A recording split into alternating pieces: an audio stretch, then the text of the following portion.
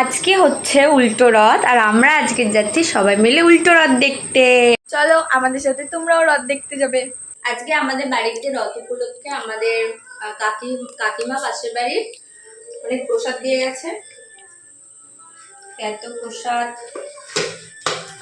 সাথে কাকিমার হাতের খিচুড়ি, যেটা খুব ভালো খেতে হয় প্রত্যেকবারের মতো। এবারে যদি এখনো খাইনি। বাস বেরিয়ে পড়েছি রথের উদ্দেশ্যে। আমরা এখন রাস্তায় আছি, মেলায় গিয়ে দেখা হচ্ছে।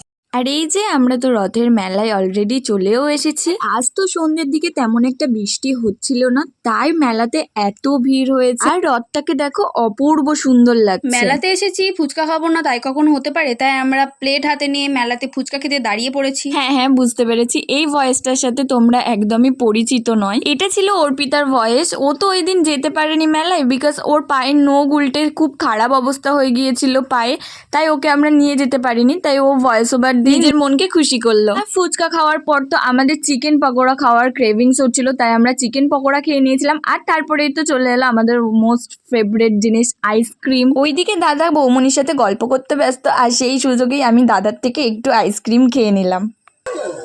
এই যে খেয়েওছি আর বেড়ে নিয়েও যাচ্ছি, সাথে জিলিপিও কিনতে গেছে দাদা। তারপরে আইসক্রিম খেতে খেতে ঘরে চলে যাবো। আমি আর মুখে ছায়া পড়েছে। এটা 2 মূর্তি, এটা 3 মূর্তি, আর ওইদিকে আছে 4 মূর্তি, মানে এনার হাজবেন্ড। এই যে দাদা এখানে দাঁড়িয়েছে। সামনে কর প্লিজ দাদা।